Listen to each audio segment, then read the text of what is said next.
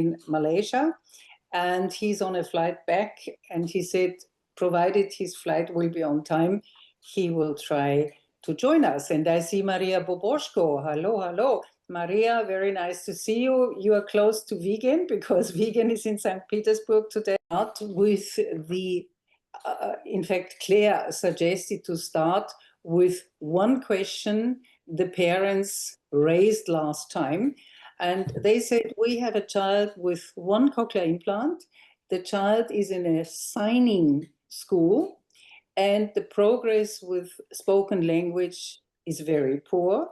So the parents are asking, should we decide for a second implant? Now the question is, Vigen, would you kindly translate this? Because for our Russian audience, it's important that they from now on understand. Maybe you can just briefly explain that we have a very rare situation and we cannot translate everything, but now when we get started with the first question, I think you kindly take the role also to translate. Vigen, thank you. Sure, Monica.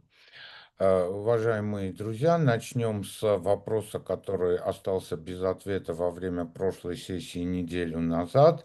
Был вопрос о ребенке пользователя кохлеарного импланта, с одной стороны, у которого очень эффективность кохлеарной имплантации не очень высокая. Ребенок посещает школу для глухих, разговорная речь находится на плохом уровне. И вопрос, нужно ли делать кохлеарную имплантацию на втором ухе для того, чтобы улучшить качество разговорной речи и качество реабилитации. And Claire Sheridan, as we just heard, she's more than 30 years in the field of cochlear implantation. She's 30 years with Cochlear, and she volunteered to answer this question. И Клэр Шеридан, которая сегодня вместе с нами, она занимается реабилитацией после кохлеарной имплантации уже на протяжении 35 лет, из которых 30 лет на компании Cochlear, и она предложила свою помощь в ответе на этот вопрос. So please, Claire.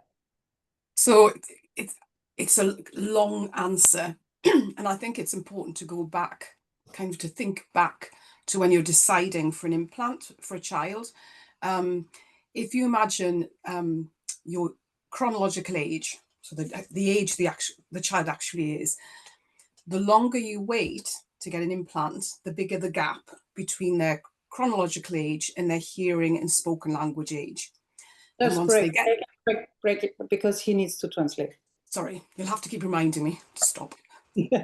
Значит, вопрос требует достаточно долгого объяснения, но для того, чтобы начать этот ответ, нужно вернуться назад на этап, когда было принято решение проводить кохлеарную имплантацию ребенку, потому что мы отлично знаем, чем позже проведена кохлеарная имплантация, тем больше разрыв между хронологическим возрастом и возрастом развития речевых и слуховых возможностей.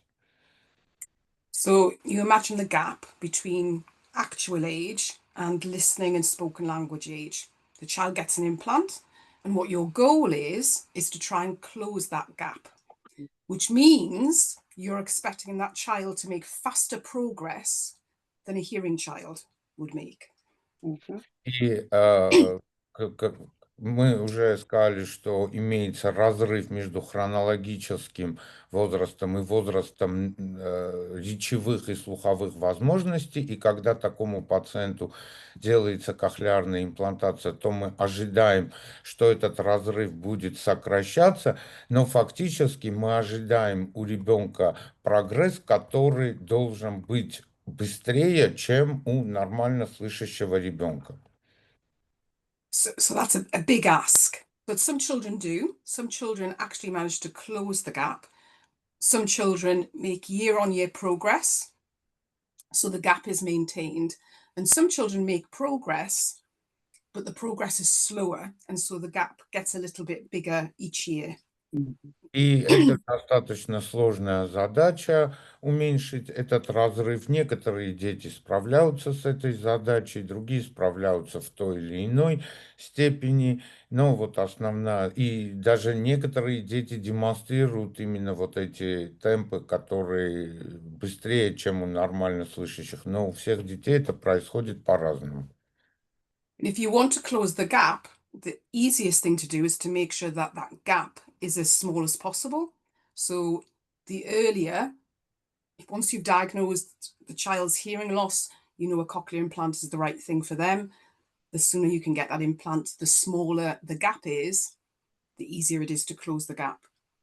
Для того, чтобы легче было решить эту задачу, уменьшить этот разрыв, то нужно вернуться к тому, что нужно в максимально раннем возрасте проводить кохлеарную имплантацию, потому что чем этот разрыв будет меньше, тем мы легче сможем его уменьшить. So once the child, Milan has a hand up. Do you want to say something? I will have a comment afterwards. It's just Yeah.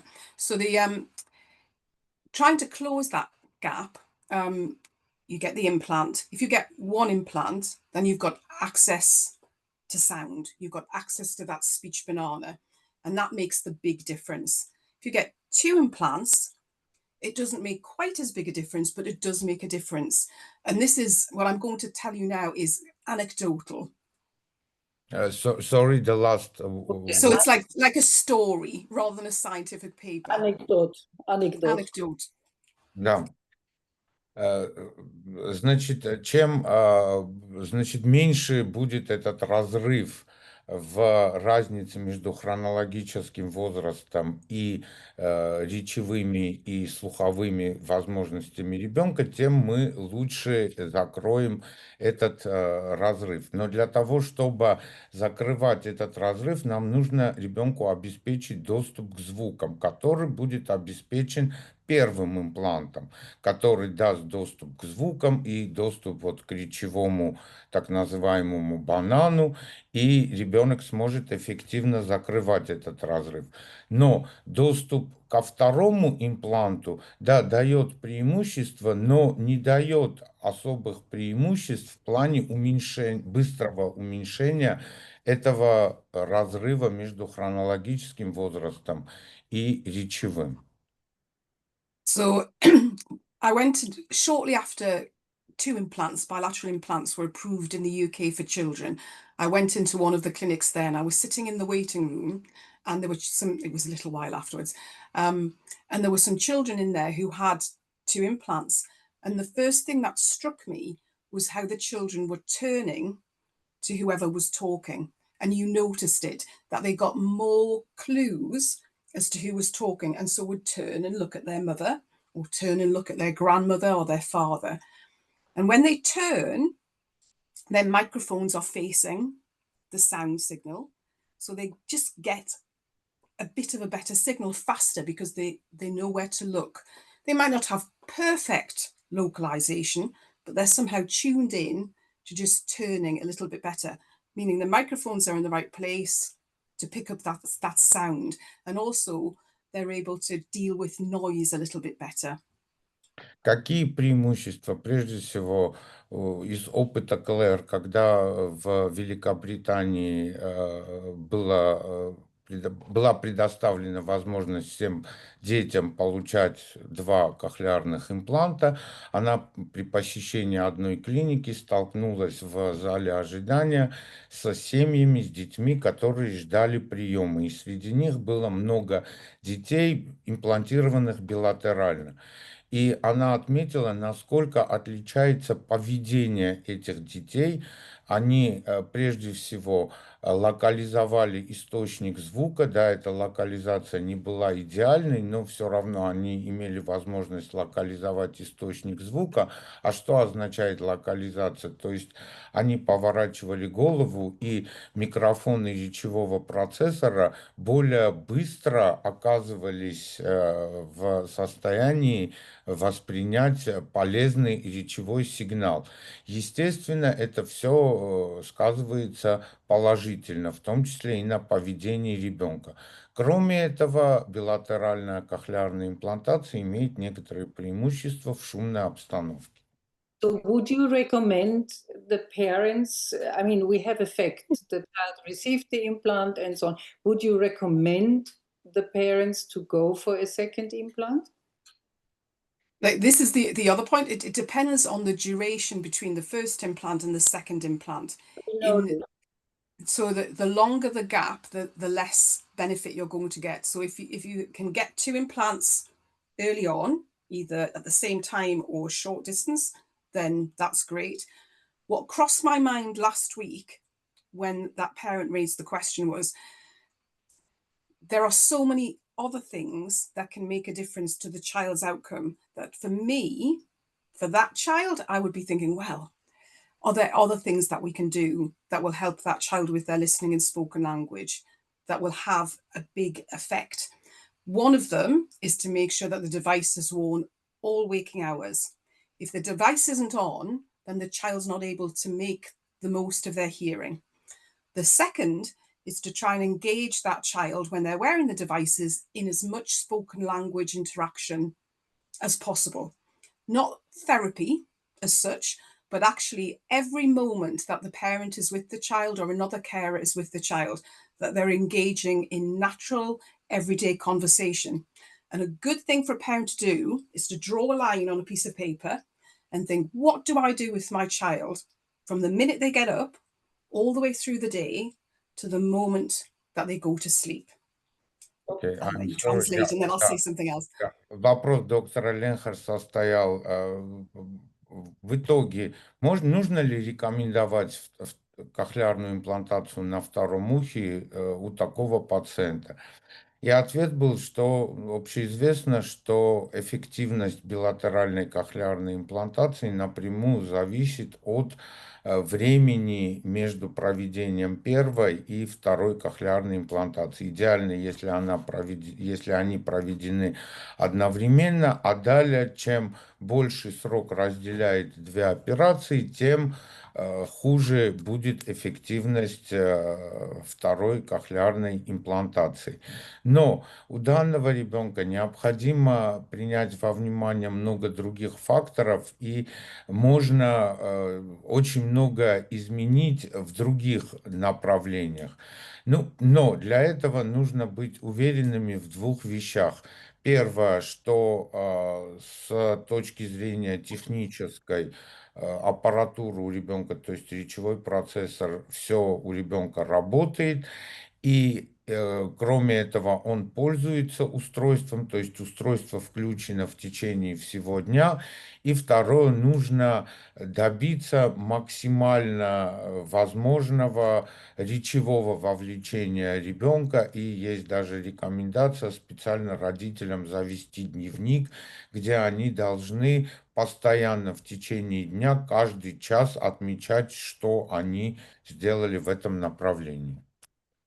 And then for the parent to pick just one of those activities that are on that line, and there'll be dozens and dozens and dozens of things, but say they pick brushing teeth or getting into the car or having breakfast, pick that one and imagine the only communication with their child is just to get through the task. It's a job for the day, they're getting through the task. What would they say? And to write that down. And they probably will write down a lot of short commands. See, teeth, hurry up, stop that, careful. All parents do that.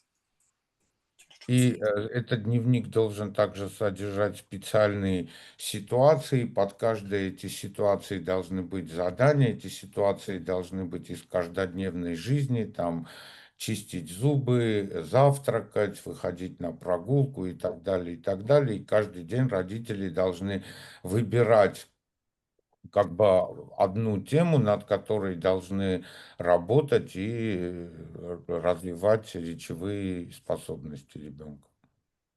Then think about, what else would I say as a parent if I knew that all of my conversations we're helping to grow my child's listening brain. И еще что должны родители сделать, чтобы при помощи разговорной речи развивать слуховую кору ребенка. And then parents tend to write down more different things. They don't just say, teeth, hurry up, lots of times. They say, oh, good boy, you're brushing your teeth. Up and down, clever boy, get to the back. 1, 2, 3, a bit more. Well done, look how shiny your teeth are. When parents know and act as though they are growing their child's listening brain, they add more interesting language, and that's good for the child's development. They also ask some questions and they pause. And even when their child isn't necessarily talking, they will respond to their child's body language, facial expressions, eye contact, as though that was a turn in the conversation. And they'll comment on it. So they will be having a conversation, even if the child isn't saying very much. И необходимо развивать эту слуховую кору, необходимо усложнять те речевые навыки, которые используют родители. Вы видели, если в первой серии это были отдельные слова, зубы, чистить, сейчас, то, опять же, тот же процесс чистки зубов уже сопровождаются совсем другими еще восклицаниями, там, хороший мальчик, молодец, чьи зубы справа налево и так далее. То есть постоянно необходимо усложнять эти задания для того, чтобы эта слуховая кора развивалась. И родителям тоже становится интересно, они работают в этом направлении, и только в этом случае можем иметь успех. I think as a parent, if you think about each of those things across the day as being a fun conversation where you are helping your child's listening and language brain to grow, then it supports you to engage more in that spoken language. And the more words the child hears, the more interaction there is, the more turns there are, the better it is for their language development. And if you have one implant, they're going to hear that conversation that you're engaging with them in. И именно в этом плане, да, для этого важно восприятие речи, и это, как вы уже увидели, очень важно для взаимодействия с ребенком. Каждый раз ребенок больше поворачивает голову, и все это приводит к лучшему пониманию речи и, соответственно, к лучшему развитию речи. И кохлеарный имплант, с одной стороны, уже дает все эти возможности. Well, thank you. Yeah, sorry, I just wanted to say something about Dana Suskind. So there's a surgeon from the US called Dana Suskind, and she says implants are great, they're amazing. But actually the miraculous thing comes from the parent conversation. And if, as a parent, you can think about that, you know, get the device on and engage in conversations, that will make the biggest difference to the child's development. И один из хирургов в Соединенных Штатах сказал, что кохлеарный... UK. в Великобритании, sorry. В Великобритании сказал, что кохлеарный имплант – это гениальное изобретение, но еще большее чудо можно увидеть, что могут сделать родители своей речью с ребенком. Yeah, fully agree with this. I think we say the same. Very long answer. The miraculum is not the implant. The miraculum is the support from the parents. И Моника согласилась, что чудом является не работа самого импланта, sorry, Моника, what was the... работа родителей. The support from the parents. Поддержка родителей. Now, Milan wanted to comment on this case, Yeah. so thank you very much. Just a short comment. Well, definitely, there are two sides of this problem. First is Claire was describing, this is the individual discussion about each child, because it's a totally different situation in each family and each child. But on the other side, the payers, they want to have some criteria when to implant children bilaterally. And we had to put down such criteria to declare when we select a child for bilateral implantation. And I can tell you the precise text of our criteria for bilateral implantation is indicated either sequentially or synchronically in children in the age under the 4 years, in children who are implanted before the age 4, and parents ask for the implantation of the other ear, and it may be indicated when there is no more than 5 years from the first cochlear implantation, and in children with the hearing and sight impairment. So this is the criteria we have for the insurance companies to select. So we have to take into the account also the other side, not only the real expert side. Thank you very much, Milan. Now we need a translation, or Milan say it in Russian. I don't know. No. Vigen speaks a little bit better Russian than I. Yeah, thank you, Professor. So, я перевожу комментарий профессора Милана Профанда, что это все очень хорошо, что мы прослушали, но в наших руках должны быть какие-то механизмы, которые должны быть юридически обоснованы.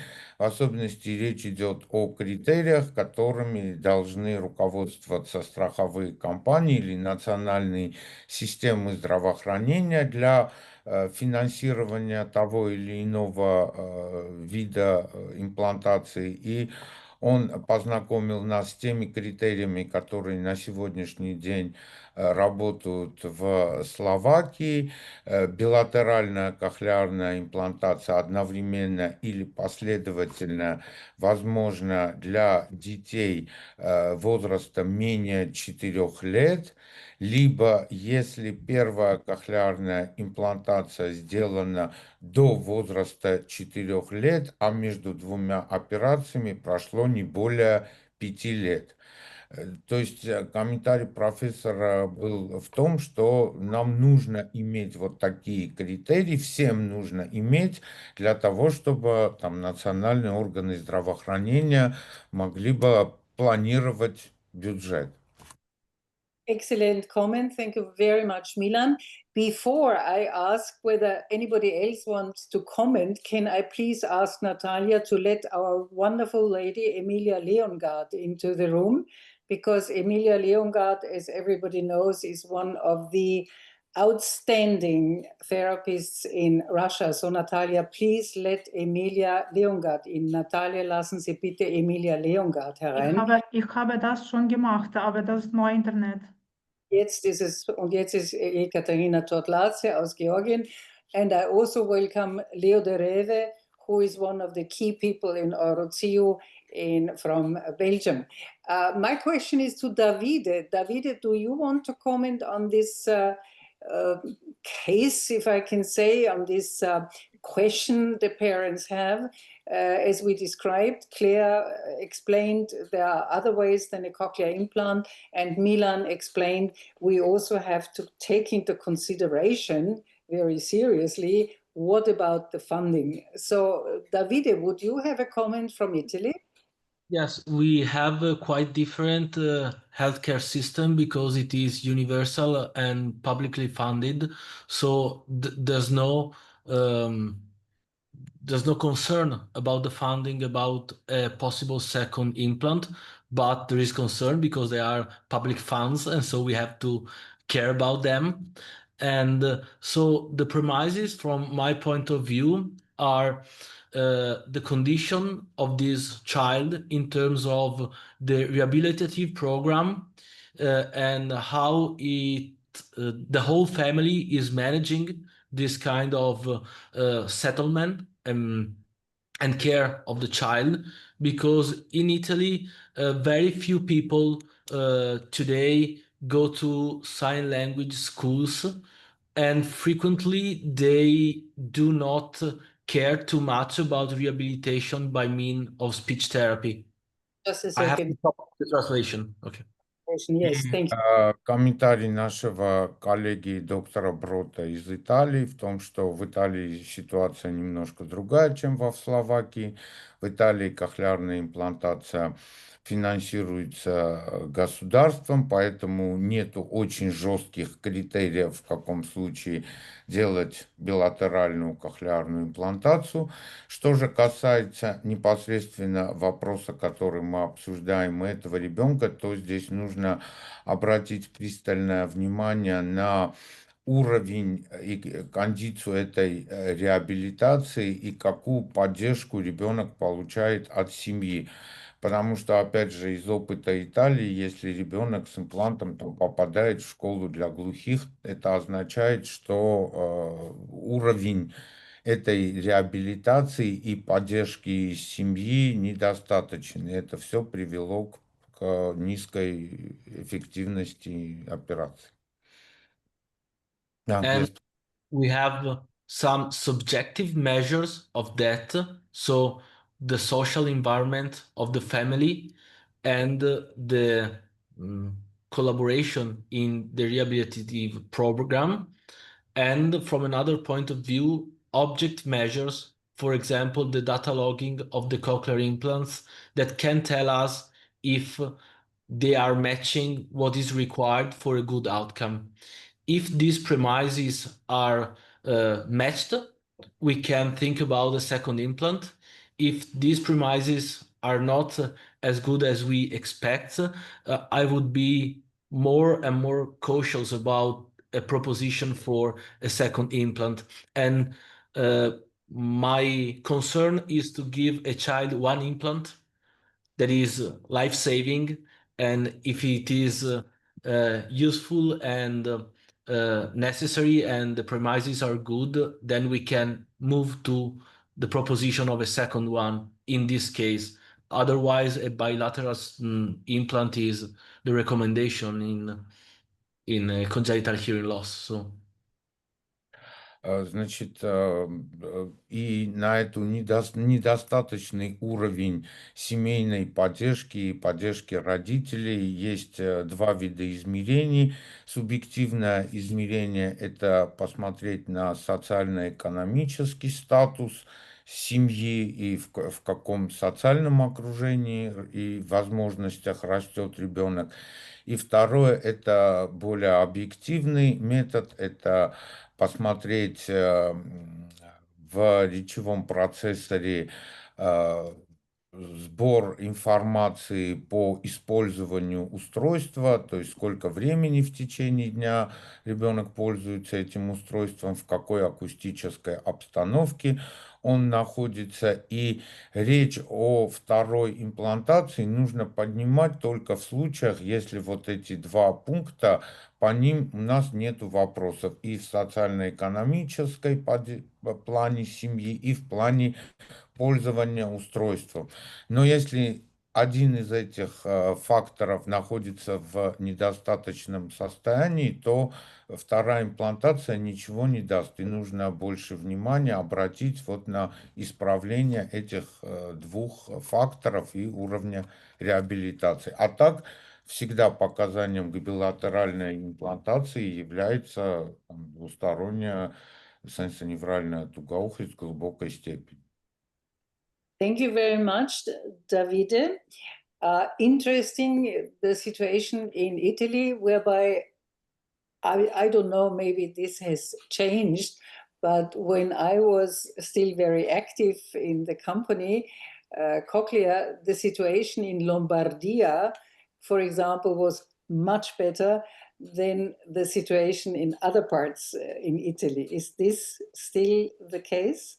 Yes, we have some national criteria for the healthcare, but regions around Italy can apply other additional funding for specific topics, and there is a difference among the different regions in terms of healthcare provision.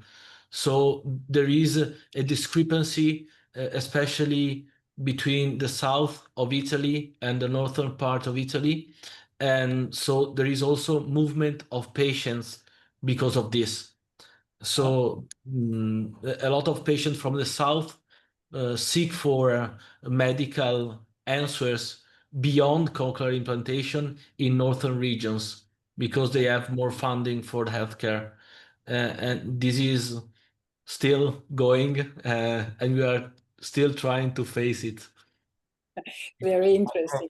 Доктор Ленхард был во времена, когда она работала в компании Кохлер, была ситуация, когда в Италии, в Ломбардии критерии отличались от итальянских критериев и больше проводилось операций, и ее вопрос был, продолжается ли эта ситуация сейчас. Да, наш коллега подтвердил, что это продолжается. В Италии существуют общие национальные критерии, но при этом каждый регион имеет право внедрять свои какие-то дополнительные критерии, выделять дополнительные средства для каких-то специфических случаев. И до сих пор продолжается такая большая разница между югом и севером Италии, что даже приводит к миграции пациентов.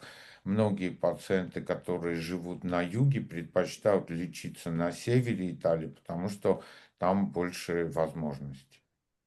Thank you very much, Davide. And as we heard about the situation in Italy, I would like to pass on the word to Tino. How is the situation in Germany? And what would be your recommendation when we talk about the possibility to have a second implant? Do we have Tino?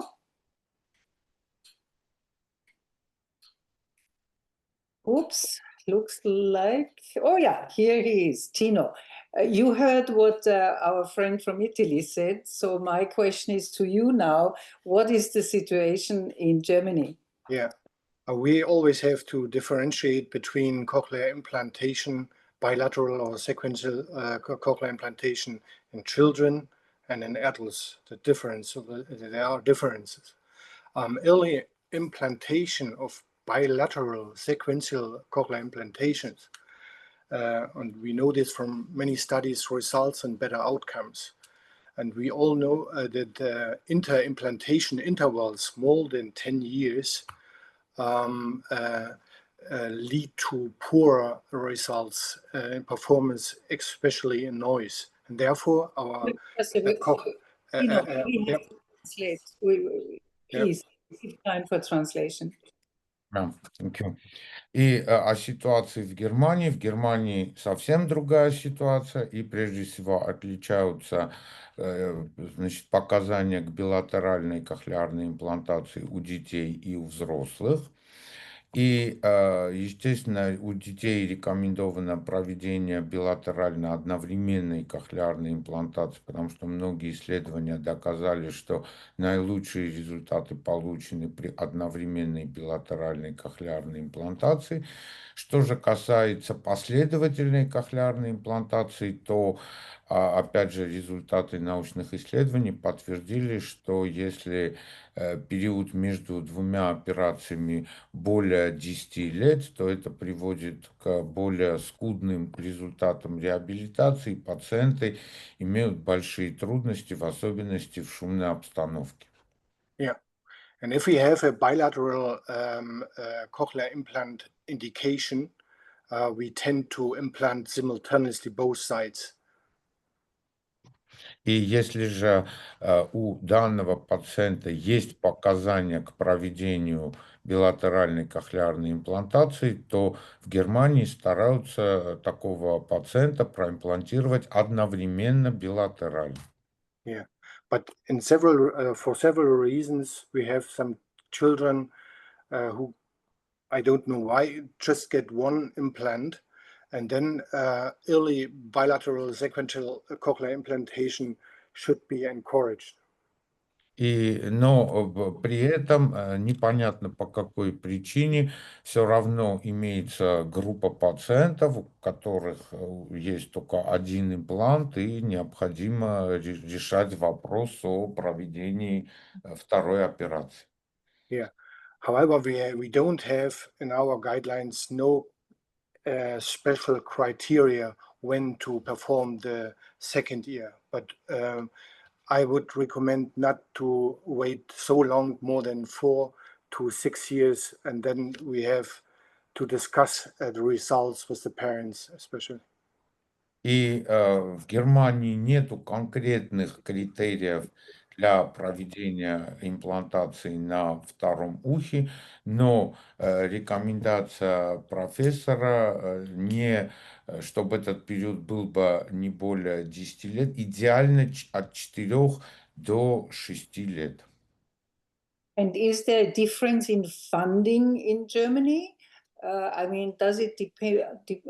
I have to move from, I don't know, from Berlin to Munich because I do get a second implant there, or is this for the whole of Germany? I mean, we have. This is for the whole Germany. We have general guidelines, and if there is an indication and you have a cochlear implant hospital, they can perform this without any reglementation. И вопрос доктора Ленхард был в том, что повторяется ли ситуация в Италии, в Германии, да, когда в разных регионах могут быть различные критерии, пациент вынужден там из Берлина переехать в Мюнхен для того, чтобы получить какое-то лечение. Ответ был, что нет, немецкие критерии, они единые, они национальные, и все регионы подчиняются одним и тем же критериям. Okay, thank you very much, Tino. And well, Monica, sorry, I have one question to yes. Tino. Yeah, we are also talked about off-label use. For example, what's the situation in Germany? Can you implant the child off-label use criteria, and what does it mean? This surgery will be financed, or they have to pay privately? No, you have to explain. I will just give you one explanation or one question to you. One off-label use criteria for cochlear implantation is a hypoplasia or aplasia of the auditory nerve. And we have this topic in our schedule. In our guideline, there is an absolute contraindication for cochlear implantation. And there is evidence of missing cochlear or auditory nerve. And we have also relative contraindication for cochlear implantation, the lack of evidence of the auditory nerve in imaging. I do not know the difference between a relative and the absolute contraindication. And there seems to be some playground for experimental surgery to implant and to look at the results. And if you have no success to use the brainstem implant, but in general, It's too long, Tino. Translation, please. Yeah. И очень интересно, мой вопрос был в том, что вот в Германии есть национальные критерии. Если там какой-то хирург принимает решение о том, что имплантирует пациента вне этих критериев, то что происходит? Да, эта операция, она финансируется государством или родители вынуждены сами оплатить? И ответ был следующий, что, ну, например, если взять самое распространенную тему для дискуссии, вопрос гипоплазии и аплазии слухового нерва. В тех же немецких критериях есть, значит, два типа противопоказаний. Абсолютные противопоказания, при которых отсутствует улитка и слуховой нерв. И есть пункт относительные противопоказания, отсутствие видимости слухового нерва на проведенных рентгенологических исследованиях. Ну, говорит, если честно, говорит, никто не знает особую разницу между этими двумя пунктами, но это дает некую возможность для хирурга варьировать и принимать более рискованные решения. Okay.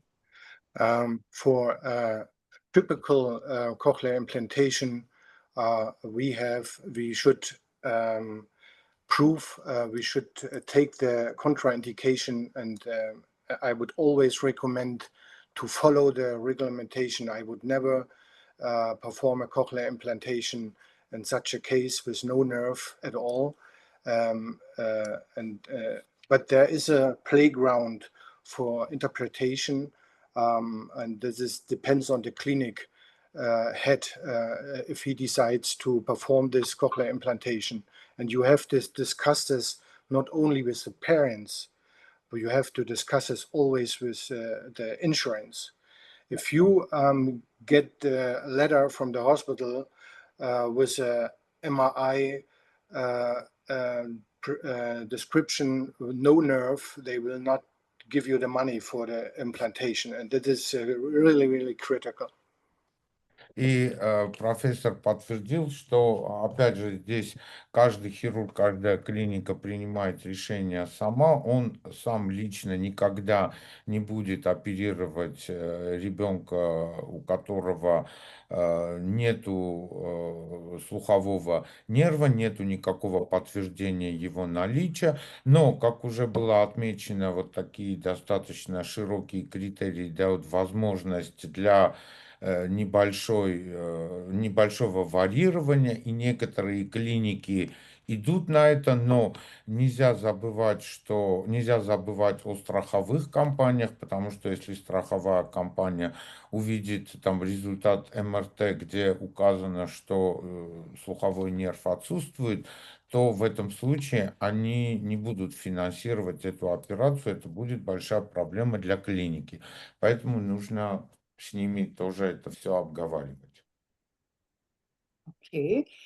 Thank you very much, Tino. And finally, I would like to pass the word to George.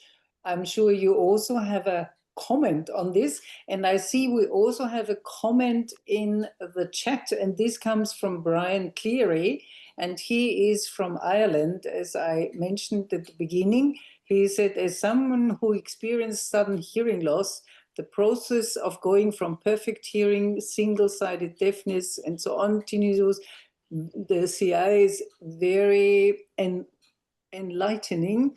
Binaural input is essential and should be the aim for everyone who meets the criteria and wants it, regardless of age. I've written about these experiences in detail at Noisy Silence, i.e. Ireland. So maybe, George, you can comment on this immediately. I start from another comment. I fully agree with Tino and Milan. Speaking about criteria for first cochlear implantation, second sequential or simultaneous cochlear implantation, everything should be based on physiological background. And from these criteria about which we heard today, they are, because sensitive period is 3.5-4 years. It means that if first surgery is done in this period, it's fantastic. Sensitive period could be prolonged to 6 years. It means if sequential cochlear implantation, second implant will be done in 6 or 7, it's also okay, but later, no result. And if we'll follow a paper from Jos Egermont and Jos Egermont, children after 6-8 years, they have never good results after cochlear implantation. Значит, комментарии от профессора Георгия Белыча Таваркиладзе, он полностью согласен с коллегами, с профессором Тино и с профессором Миланом. И очень важно иметь критерии для проведения кохлеарной имплантации на первом ухе, на втором ухе, одновременно или последовательно, но все должно быть основано на физиологических основах. И необходимо помнить, что научные исследования подтвердили, что есть сенситивный период, и в случае первой кохлеарной имплантации этот сенситивный период от 3,5 до 4 лет, а когда мы говорим о билатеральной кохлеарной имплантации, то если первая имплантация была проведена вовремя, то этот сенситивный период можно увеличить до 6 лет. И исследования, проведенные профессором Эггермонтом, доказали, что кохлеарная имплантация, проведенная после возраста 6-8 лет, никогда не дает хороших результатов. I see a question from Yekaterin Totladze in the chat, but I'm not sure what she's really asking, Vigen. You see, she says after cochlear implant or after second cochlear implant. So the child, After first. Okay, so the question is answered. После первого. And then we have a question, or I don't know, yeah, I think it's a question. The question comes from Muna Beshenova. She's one of the lady doctors Tino knows very well in Bishkek. She's in Kyrgyzstan. So here we read the question: the ребенок в возрасте 1,5 лет принесел менингит, потерялся. I can translate, Monica, immediately. So there is a child, age 1.5 years. No, at the age of 1.5 years, it was meningitis, and child Lost hearing. Lost hearing, and immediately was performed CI on 1 year. Now the child is 4-year-old. On CT MRI, there is no ossification on the contralateral side. And the question is it possible to perform CI in such situation, and can they expect the positive decision? The question may be positive decision from who? It's a very interesting question. Thank you very much, Muna. I'm What delighted. about results after first surgery? Мунар, вот у профессора Таваркиладзе вопрос, вот какие результаты вы имеете на сегодняшний день после вот проведенной первой операции? То есть получается, что ребенок уже 2 года пользуется кохлеарным имплантом. Есть ли речь у ребенка? So the question of Professor Tavarkiladze was, and what is about the results after the first surgery? Because first surgery was done approximately at the age 2 years old. Now child is 4 years old and already 2 years using the cochlear implant. And we asked, the response was yes, the results are good, but the patients asking, the parents asked for the second-year surgery.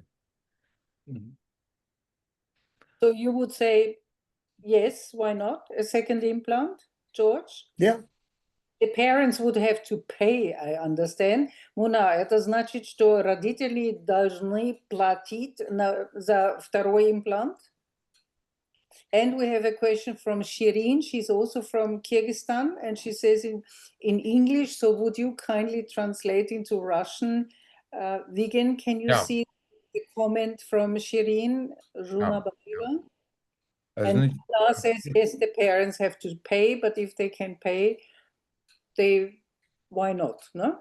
В Киргизии кохлеарная имплантация для детей, она финансируется благотворителями, однако финансируется операция на одном ухе. Недавно все больше и больше родителей спрашивают о возможности проведения операции на втором ухе, веря в то, что второе ухо улучшит качество реабилитации их ребенка. Но мы видим, что после первой операции результат не очень хороший. Что нам делать в этой ситуации? George, why don't you answer this question? It should be decision of cochlear implant team, because not only audiological or surgical outcomes are important for the decision about second surgery. If results are not good, we have to think what will be after second surgery. It's not so simple decision.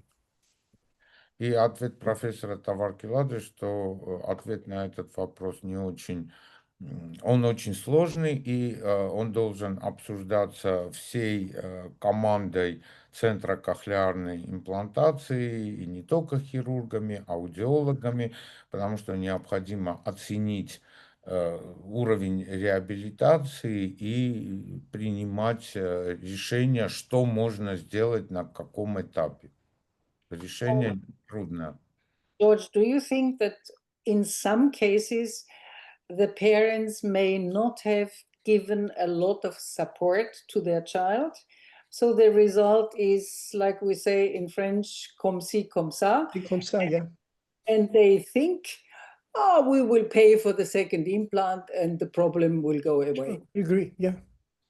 И дискуссия сейчас была о том, что очень часто сталкиваемся с ситуацией, что родители и семья не делают всего того в достаточном количестве, что должны сделать для реабилитации имплантированного ребенка. Соответственно, результат реабилитации бывает скудный, и они решают, что вот мы заплатим за операцию на втором ухе, и это решит все наши проблемы и улучшит результат нашего ребенка. Но, к сожалению, это не так. Can I just make a comment? I think with some parents, they don't realise how much power they have, and that if a child if everything else is fine, then we need to look at how much the device is being used and how much spoken language the child is engaged in every waking hour. And perhaps the parents just don't realise the power of their conversations. And if we can coach and guide them to get the device on, to manage the noise in the background, and to have lots of conversations with their child, you might see a shift in the child's progress. И комментарий от Клэр был в том, что родители очень часто даже не представляют мощность инструмента как своя речь, то есть насколько они мощно сами могут повлиять на результаты реабилитации. Еще было отмечено, что нужно обратить пристальное внимание на информацию об использовании устройства, как много ребенок пользуется устройством и в какой акустической обстановке он находится в течение каждого часа, и сколько было возможностей у ребенка коммуницировать.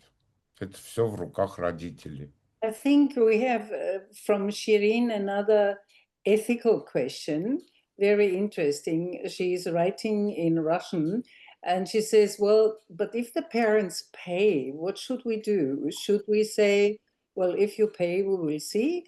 Or should we strongly recommend and say, you cannot buy the success of cochlear implantation? So, Monica, can I answer the question also? Yes, Not only the translation.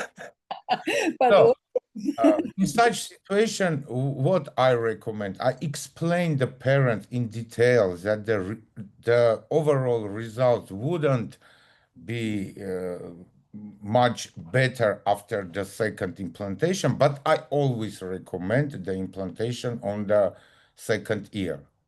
But they have to understand, but this not improve their results. This will, of course, somehow affect in positive way, yeah, in noisy situation, the localization tasks, etc. But it's possible to have best possible results even after single site CI. А теперь тоже по-русски, пожалуйста.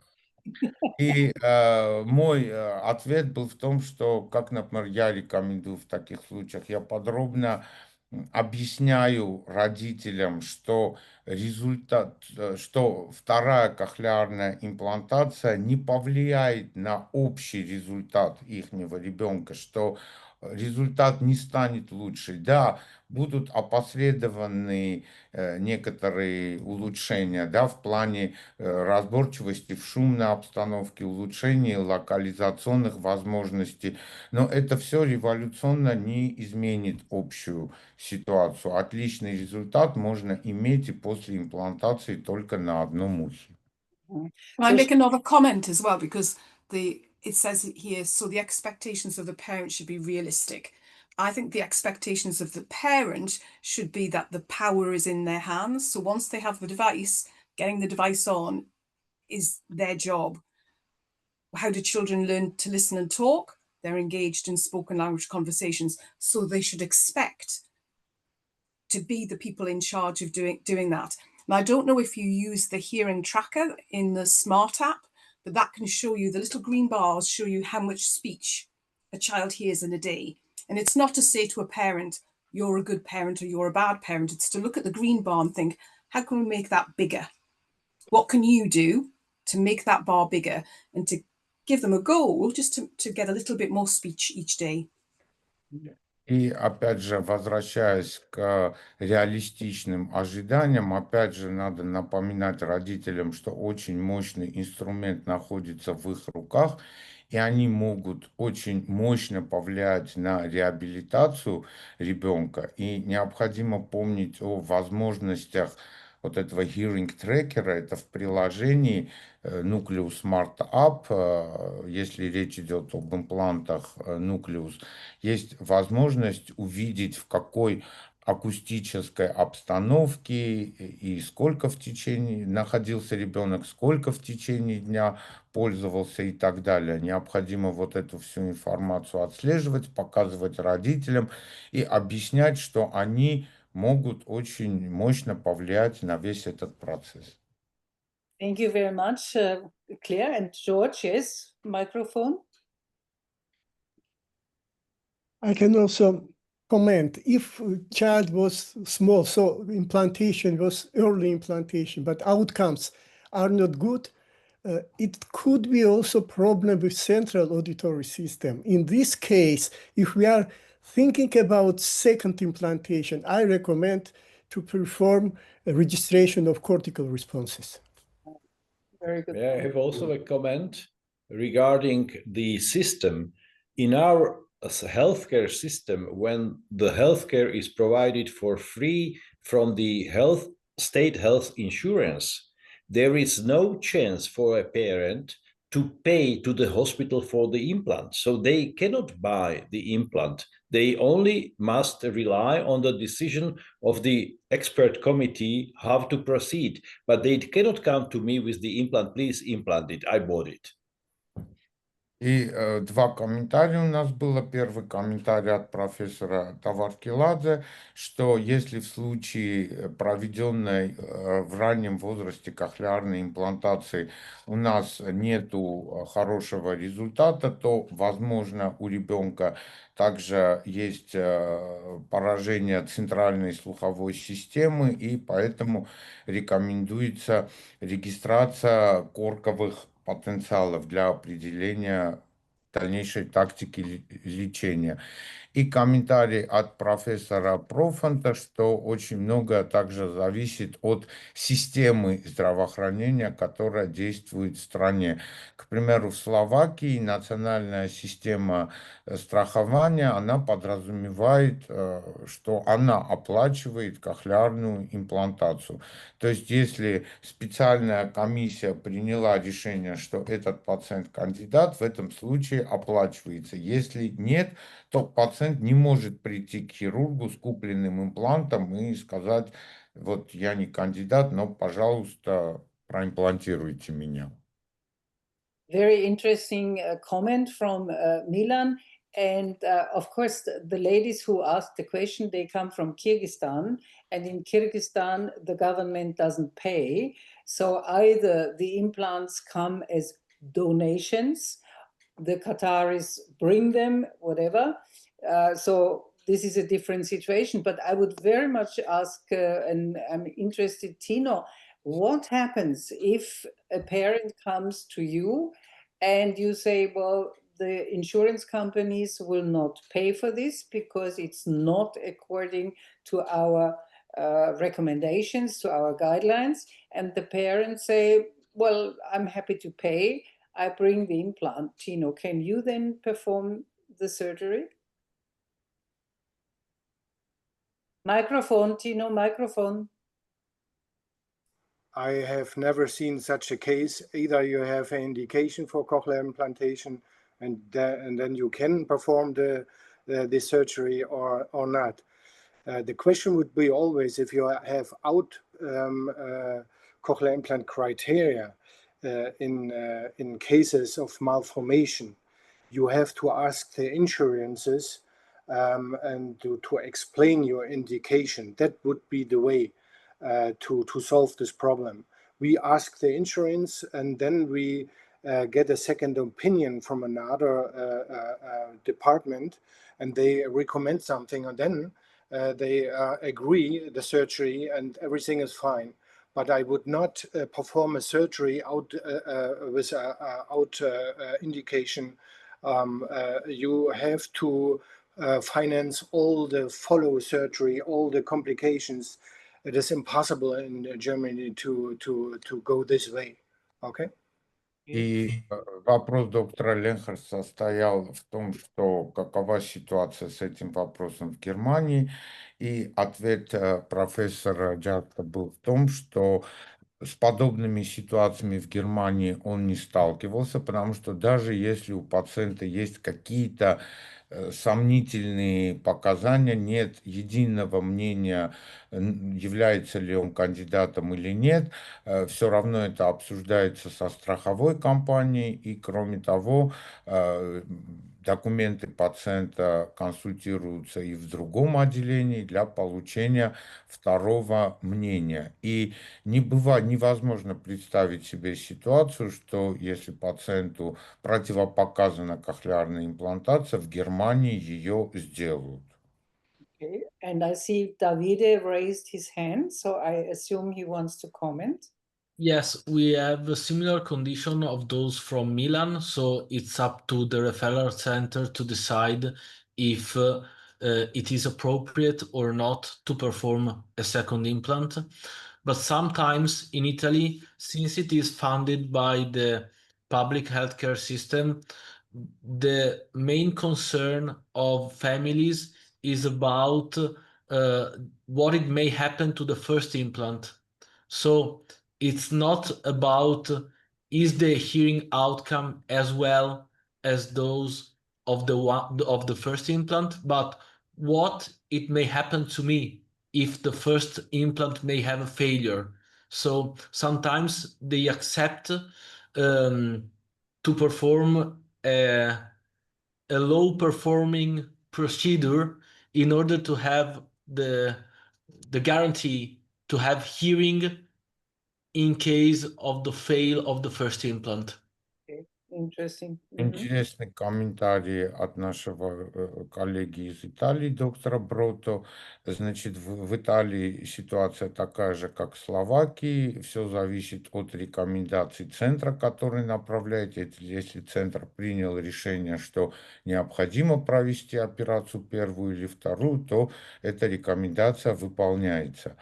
И опять же, как напоминание, что в Италии действует государственная система финансирования, и он просто отметил еще дополнительную группу пациентов, которые обращаются за операцией на втором ухе не из-за того, что у них там плохие результаты или они хотят их улучшить. Это пациенты, которые стали бояться, что их первый имплант, с которым у них очень есть хороший результат, в один день испортится, и готовы идти на низкоэффективную кохлеарную имплантацию на второе ухо, только чтобы иметь как бы бэкап, как запасное устройство на тот время, когда с их первым имплантом что-то случится, и этот вопрос будет решаться.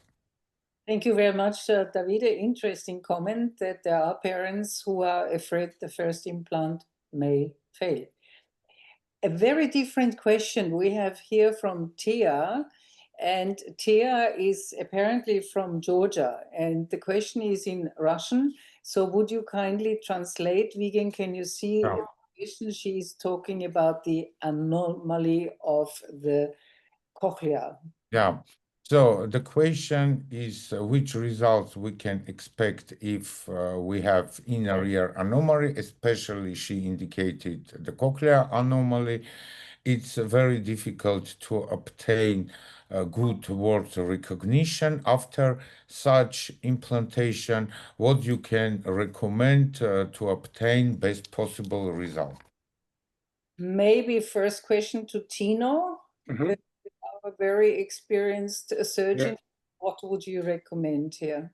Yeah, this is, we have to go back to our guidelines. Indication, contraindication is the malformation of the cochlea, but this is only in general. We implanted a lot of patients with cochlear malformations, and we know that some children improve spatial perception after cochlear implantation. The question is the expectation from the parents regarding the speech understanding. And this is very, very critical to, or very difficult to discuss in advance, because you don't know the results after the surgery, and therefore you have to talk to the parents what we would expect, and you have also a higher risk for some complications you will not see in a normal cochlear implantation.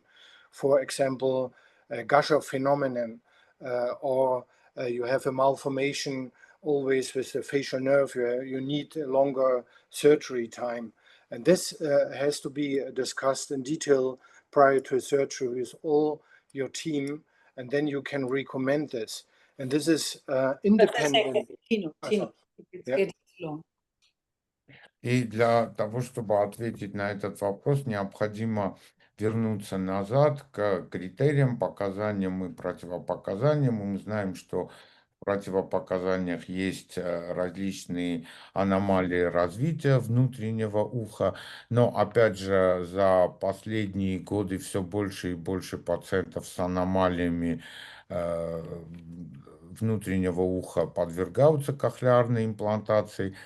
В то же самое время мы знаем, что результатом некоторых пациентов является лишь какое-то специфическое восприятие и, естественно, ожидания родителей на хорошую разборчивость речи не всегда случаются. Кроме того, это все требует детального обсуждения для того, чтобы родители имели бы реалистические ожидания.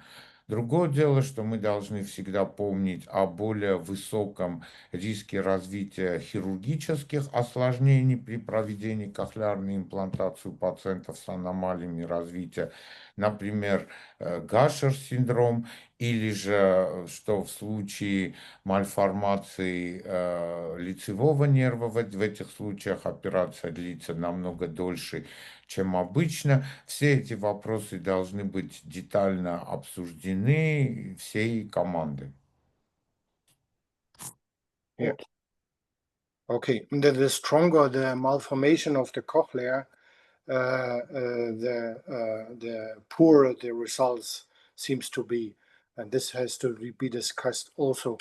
If you only have a hypoplasia of the upper and middle turn, and you have a quite normal basal turn, you can use special electrodes, a compressed electrode, and you will have quite good results. But if you only have a common cavity, you have to explain that maybe you will not have any speech development at all, and this is very important to discuss this with the parents.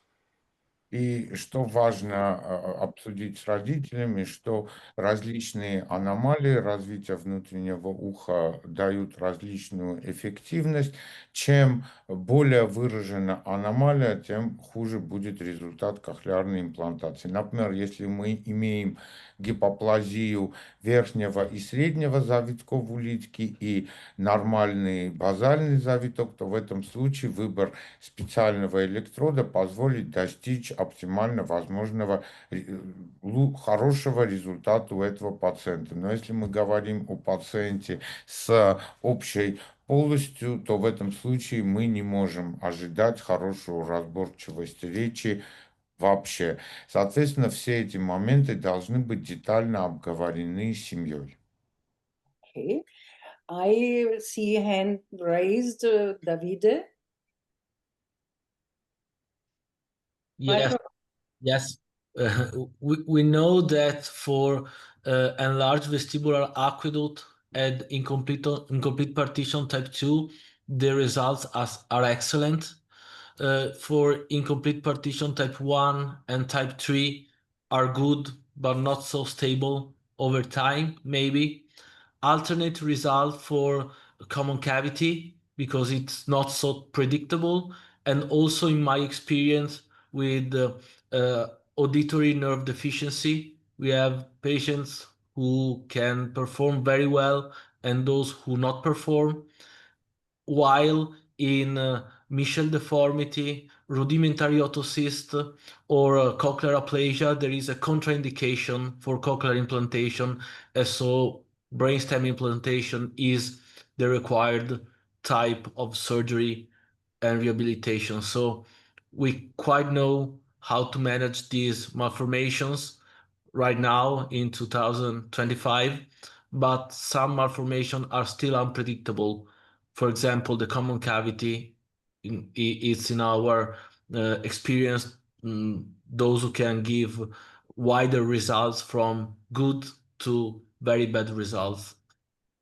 И необходимо, как наш коллега из Италии рекомендует, классифицировать эти аномалии развития внутреннего уха. Мы все знаем, что случаи расширенного водопровода преддверия и неполного разделения улитки второго типа дают очень хорошие результаты реабилитации. В случаях неполного разделения улитки первого и третьего типа результаты могут быть хорошие, но нестабильные во времени. Очень вопросительные результаты в случаях операции, когда у пациента общая полость. В этом случае могут быть, ну, обычно результаты, они плохие, но опять же, непредсказуемые. Мы знаем, что есть пациенты с гипоплазией слухового нерва, которые отмечают очень хорошие результаты реабилитации. При этом есть пациенты с такой же аномалией, но результаты которых нехорошие. Есть некоторые аномалии развития улитки, которые являются абсолютными противопоказаниями к проведению операций, такие как деформация Мишель, рудиментарного отоциста или аплазия улитки. И в этих случаях точно не проводится кохлеарная имплантация.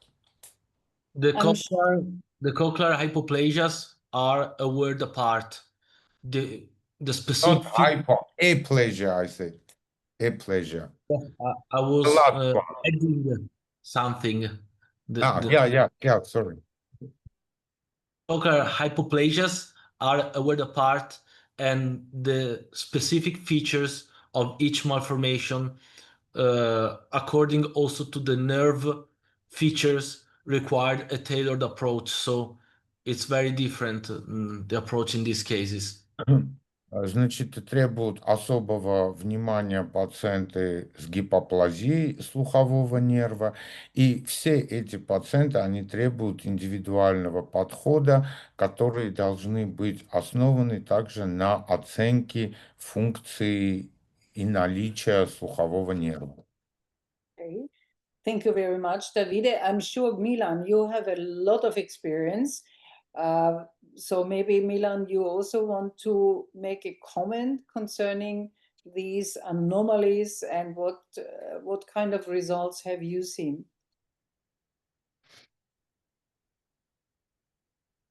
Looks like Milan has a problem. Milan, are you still? Here you are. Milan, my question was, you have a lot of experience, so please switch on your microphone and tell us which kind of results have you seen in cases where you had patients or CI recipients with hyperplasia, aplasia, and so on. Microphone. Yes. Well, it was already said that depends on the type of the problem with the cochlea. You know, once it's clearly defined that you have only the common cavity, definitely you cannot expect good results, and this must be explained to parents that yes, we will do that, but we will see maybe also some surgical problems and complications. And then we will see. But definitely the connection is gone. So I can start the translation. И комментарий профессора Профанда был в том, что да, мы должны... Sorry? Sorry. Interruption, so please it was interruption. Okay. I have a problem with internet here. It's coming in periods that there is no signal. So that's why I didn't follow all the previous conversation. But we did a study recently on multi-handicapped children, because we have also the series of these.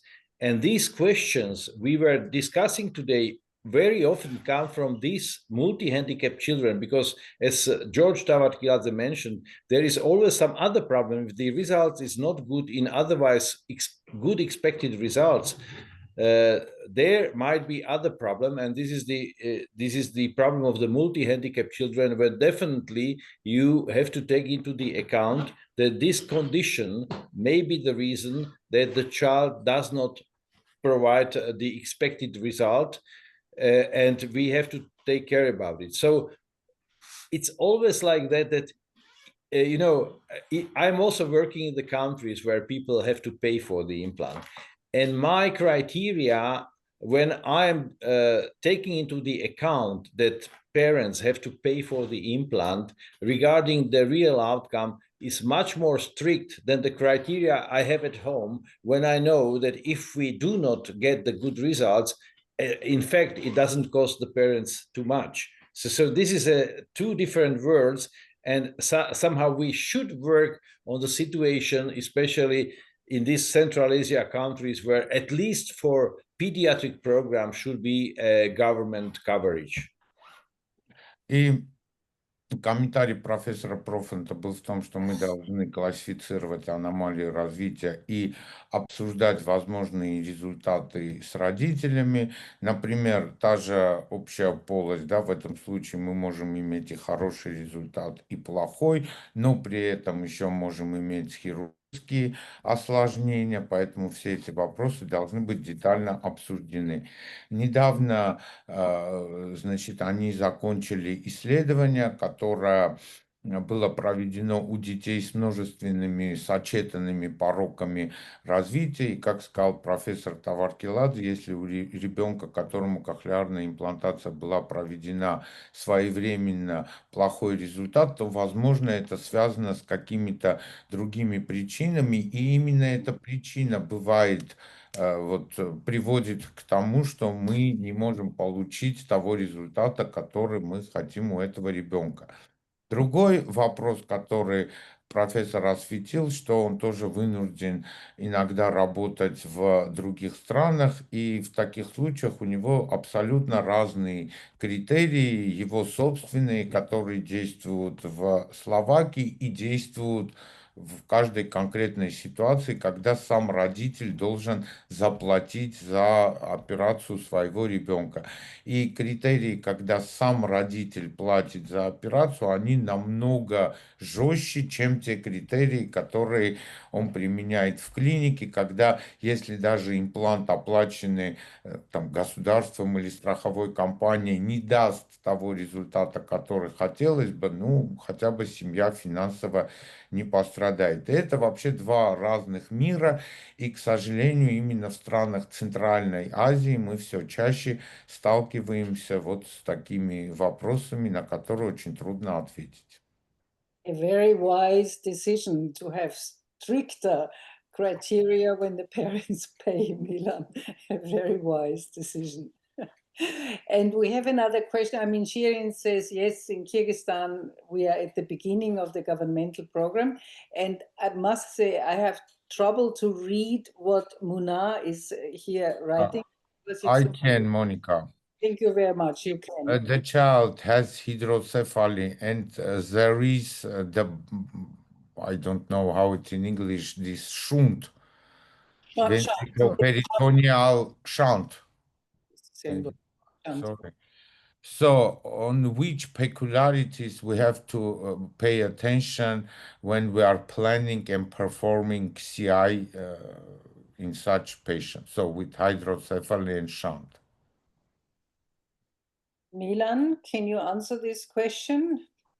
Tino? Well, this is again the group of multi-handicapped children, but the hydrocephalus, when it's managed by the shunt, I think it shouldn't, in otherwise normal anatomy of the ear, shouldn't impair significantly the outcome.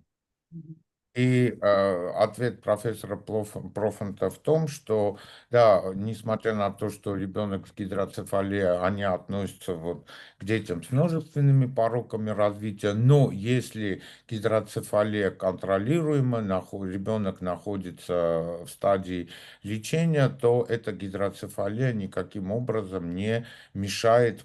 И если у нас нормальная анатомия улитки, то эта гидроцефалия никаким образом не помешает нам получить тот результат кохлеарной имплантации, который мы ожидаем. Tino, do you agree with Milan? Do you have the same experience? Would you say the same thing?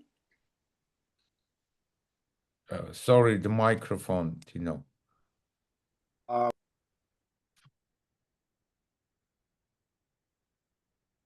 No, again, microphone. Yeah, I'm sorry. The shunt does not influence the surgery. Sometimes this is too narrow, 2 to 3 centimeters behind the ear. You just have to remove this a little bit more posterior, but the results are not affected by the shunt itself.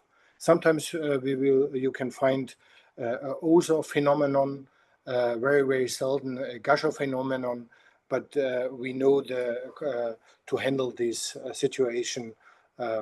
Shunt is no problem. Okay, thank you very much. I just read from Milan. He has to leave in 3 minutes. I understand. So please, translation Vigen, and I think we will lose you, Milan, in 3 minutes. Yeah.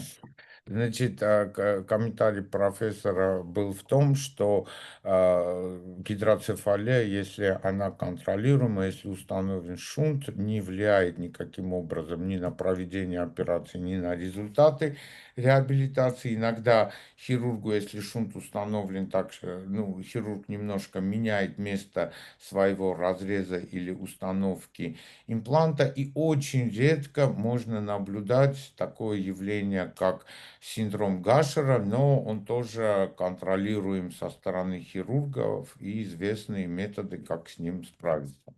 Before Milan is leaving, I just want to say that we agreed to continue this roundtable in a certain way.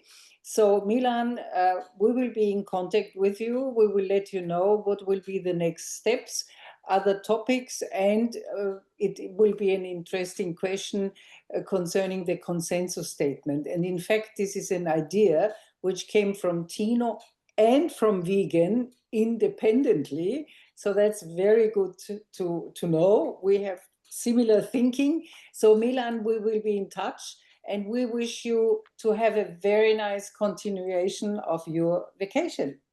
Okay, thank you. I was really happy to see you all and to hear you all. Bye. Thank you. Bye, Milan. Bye.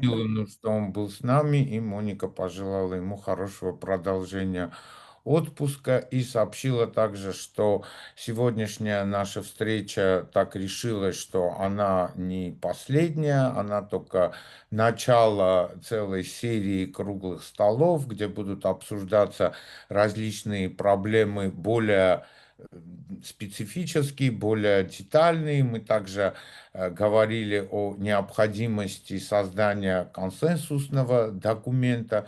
В общем, еще очень много впереди и And I'm sure we will, продолжать. yeah, and I'm sure we will have other surgeons to join us. But maybe before we leave today, I would like to answer one question which is still there from Tia.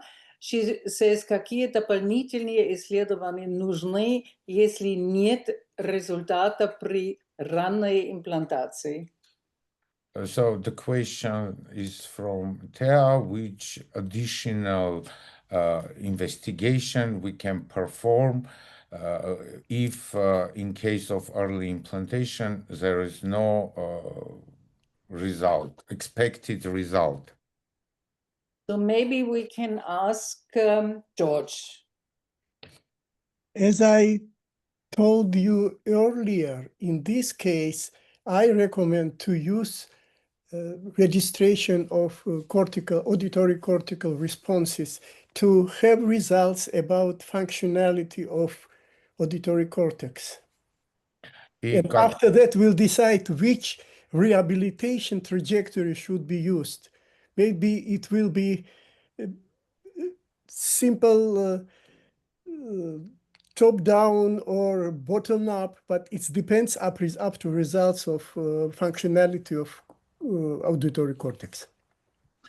Как профессор Таваркеладзе уже говорил, в подобных случаях необходимо провести регистрацию слуховых корковых потенциалов для того, чтобы подтвердить функционирование слуховой коры, и только после этого можно будет определить дальнейшую траекторию реабилитации сверху вниз или снизу вверх, но это возможно только после подтверждения функциональности коры. Okay. Any other comment from Davide or from Tino? Yeah, I would recommend to publish or to collect data from all the patients with this problem. We have a German register with all information from all patients, and I would recommend to include also these special cases, and then you have information about all the special indications. Can I just add as well, that's something like the integrated scales of development, where you're looking at different outcomes and development for the child, will help you to perhaps see early if there is an uneven development. So if perhaps the child isn't developing their expressive language or their pragmatic skills, something like the integrated skills of development would allow you to monitor that over time. Значит, комментарий от Клэр был в том, что можно использовать независимые категории развития для оценки уровня реабилитации после проведенной операции. Это позволяет оценивать как уровень экспрессивной речи или прагматических возможностей пациента. И если что-то не соответствует ожидаемому, чтобы можно было бы быстрее принять меры.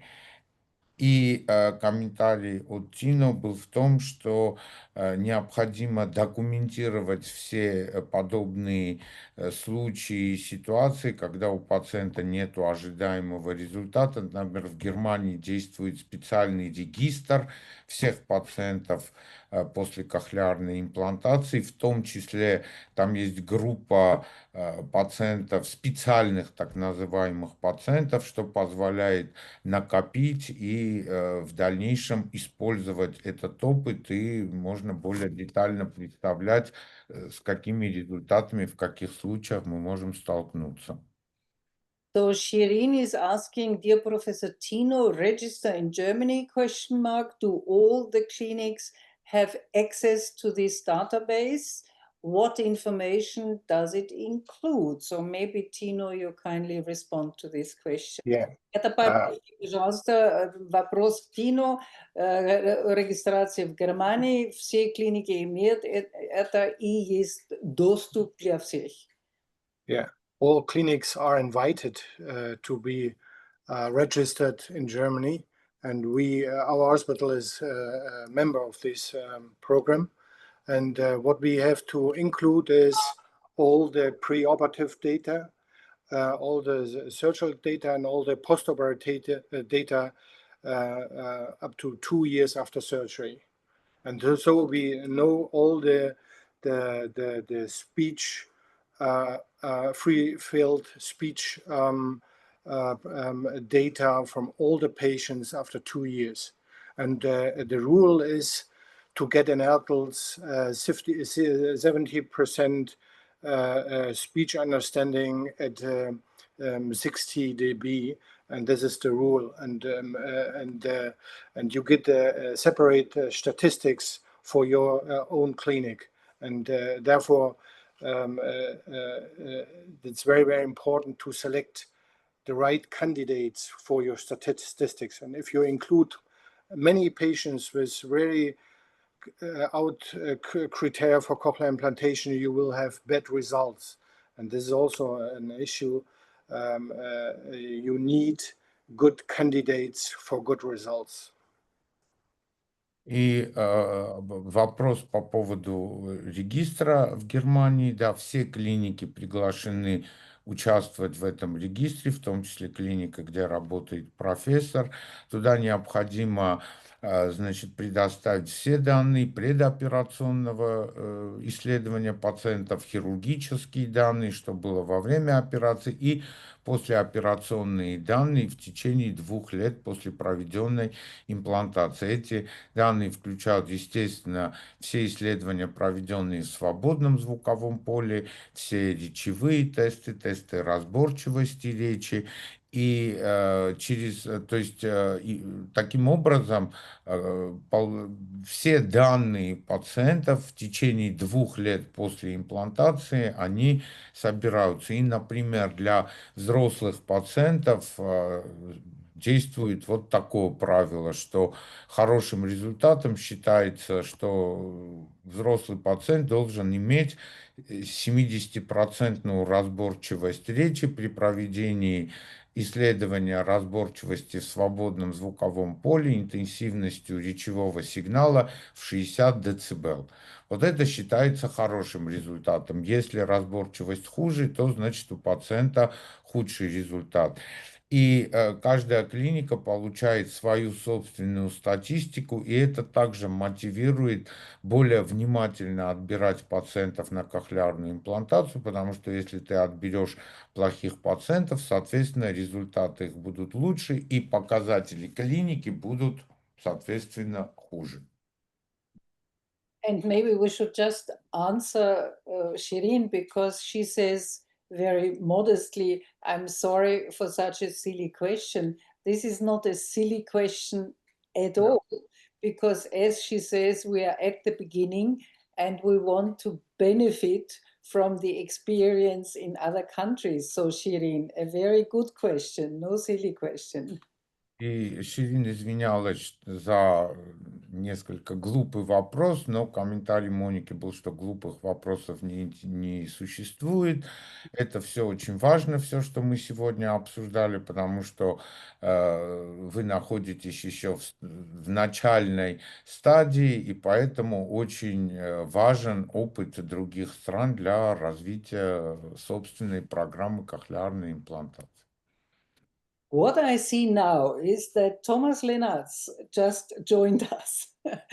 We are at the end of this session, Thomas, and I do understand, I'm sure, your plane was late and you didn't manage.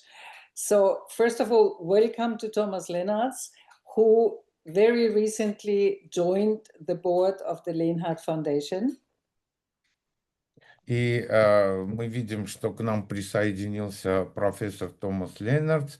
Мы все рады видеть его вместе с нами. Он поздно присоединился по причине задержки своего рейса, и Моника очень рада его видеть, потому что в том числе в последнее время он также присоединился к совету нашего фонда. фонда Lehnhardt, да. So Thomas, herzlich willkommen. Welcome to Thomas. And I think it's a perfect time to explain again what we decided to do, because Thomas will listen to us, and I very much hope that he will be part of what we intend to do in the future. И Моника думает, что очень хорошая возможность поделиться сейчас с профессором Ленардсом теми инициативами, о которых мы задумались, потому что она очень надеется, что он тоже будет играть активную роль в реализации этих инициатив. Because we decided this roundtable today is just the beginning of a whole series of roundtables in the future. И мы решили сегодня, что этот круглый стол является только началом серии различных круглых столов и мероприятий по данной тематике. And we also had the idea from Vigen and from Tino that we may try to come to a kind of consensus statement, consensus for recommendation for on an international level, because in all countries we do have guidelines, recommendations, whatever it's called, but maybe under the umbrella of the Lehnhardt Foundation, based on a committee of experts, we could come to such a consensus statement.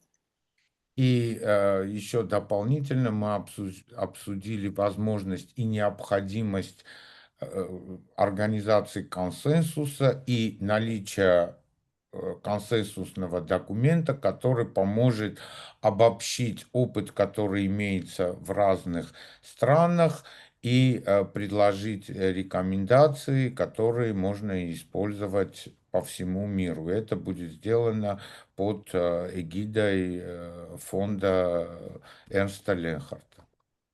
So, Vigen, maybe you want to add what your thoughts are, and then I will ask Tino to say what his original idea was, which you shared with me kindly this morning when we had a telephone call. So maybe first, Vigen, what are your thoughts on this possible consensus?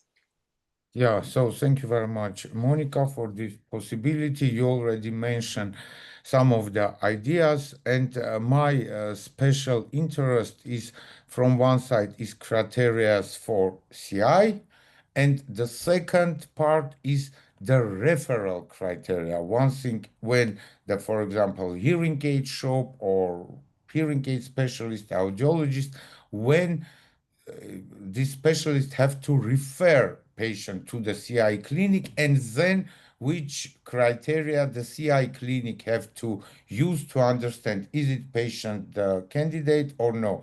Especially, I think this is very important for adult market penetration. We know that in many countries we are till now have a very low number of implanted CI patient. And from the other hand, these criteria at the clinic, we have to talk about that again, because again, we talked about widening of the indications. We have new audiological indications. In more and more cases of inner ear anomalies, CI is performed bilateral, is different question. So I interest to discuss to have two consensus, one CI criteria and the second one referral criteria for CI assessment. Okay. Do you want to translate it into Russian? Shortly. Да, short Виктор, да. English, please. И да, я сказал, что очень интересно будет иметь два консенсусных документа. Один документ по каким-то усредненным показаниям кохлеарной имплантации, а второй документ, в каких случаях необходимо направлять в центр кохлеарной имплантации для определения, есть ли там критерии или нет. Mhm. And Tino, you had very similar ideas, so please Yeah. explain to us what is your thought. Yeah, the background was we had a lot of patients from Armenia, Gaza's tribe, Israel, Ghana, Ukraine, Afghanistan, and Russia, mediated by the Lehnhardt Foundation. The question was: it is crucial for the surgeon working for a foundation abroad to be aware of the indication criteria of other countries, if they exist, and therefore I would be beneficial to create a proposal that outlines the indication criteria worldwide. И профессор Джаз сказал, что это очень важно, опять же, возвращаясь к деятельности фонда Ленхарта, который вовлечен в организацию и проведение кохлеарных имплантаций во многих зарубежных странах, всегда важно в том числе знать, какие национальные критерии действуют в каждой стране. И, конечно, будет очень полезно иметь какие-то общие критерии, которые можно использовать везде. Okay, Tino. Now, George, I mean, you are in the WHO. Would you like to comment on this? And I invite you, of course, cordially invite you to join us in this group, which we will enlarge. It will not be the people who participated today. I also hope, for example, just to mention an example, Levent Senaroglu from Turkey. So would you comment, do you think this is a good idea, what we plan? And Yeah, Monica, it's a really good idea because, as Vigen mentioned, we have no uniform criteria for cochlear implantation. It's first, and second, to widen area of patients, candidates who will be sent to cochlear implant center. We need, again, criteria. We have some examples from American Alliance, which was done for children, Zwoland for adults. It's necessary to use such approach, and it will be absolutely helpful because for cochlear implant center, it will be more patients sent not just chaotically, but sent by professionals following special criteria. And as to, you mentioned WHO is always supporting such ideas because program of WHO, prevention of hearing loss and deafness, is working, and they are very supporting for such ideas. okay, great. И доктор Ленхард пригласила Георгия Абеловича Таваркиладзе и от имени Всемирной организации здравоохранения, экспертом которого он является, и от имени России участвовать в этом круглом столе и принятии этого консенсусного документа. И профессор Таваркиладзе согласился с идеей и необходимостью иметь подобные критерии и подобные консенсусные документы. Сказал, что, к сожалению, да, на сегодняшний день не имеется общих универсальных критериев для определения показаний, и предложенный на сегодняшний день вот критерии со стороны американского вот альянса в каких случаях нужно направлять кандидатов у детей, у взрослых.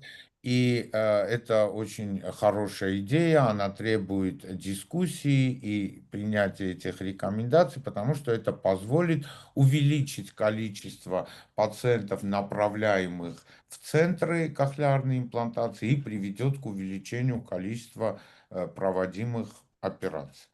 И это все сочетается с инициативами Всемирной организации здравоохранения.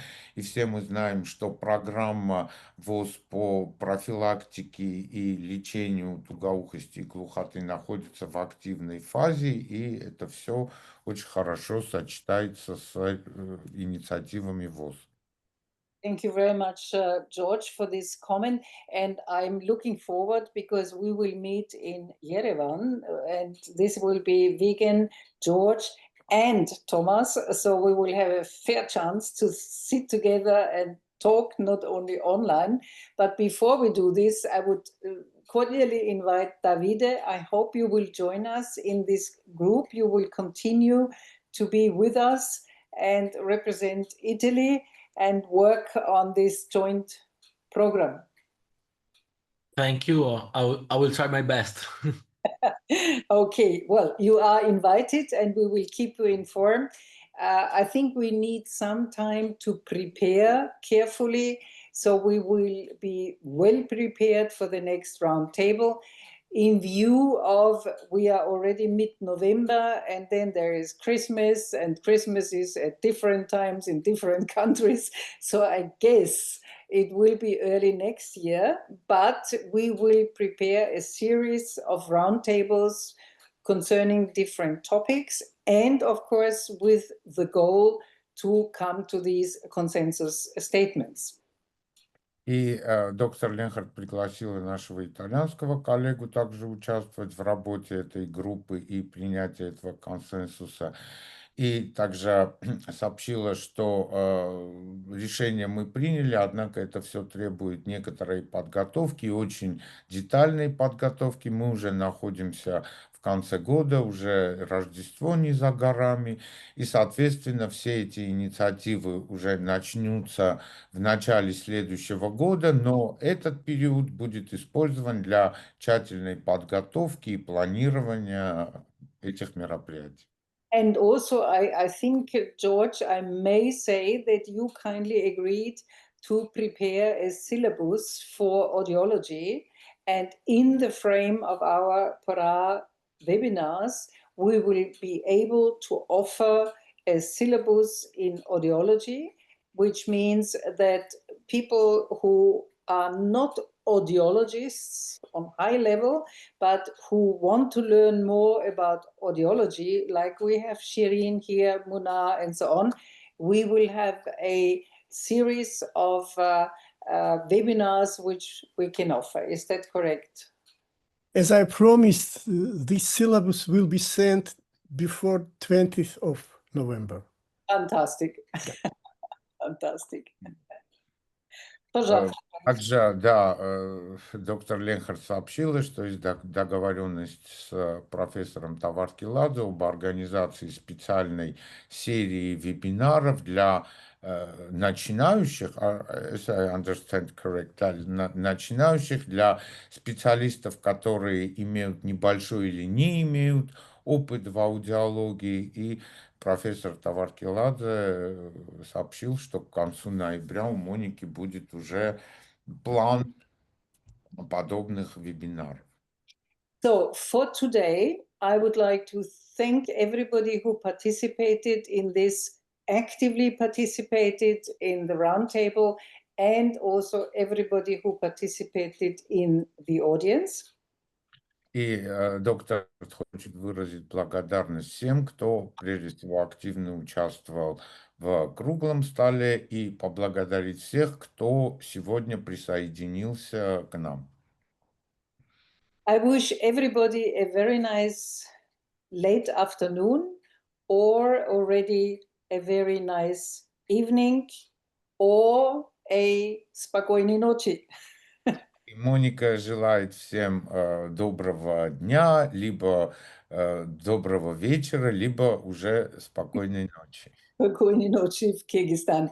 So thank you so much, Vigen, for taking on the translation, because today for me it would have been too difficult. Для меня это было бы слишком трудно сегодня. Большое спасибо, Vigen. Thank you very much. Vielen herzlichen Dank, everybody who participated. Nochmals Dankeschön. Merci beaucoup. Thank you very much. До свидания. Всего доброго. Увидимся. Soon in Armenia. In Armenia. Bye. Bye-bye. До свидания. До свидания. Thank you very much. Dio da Dio.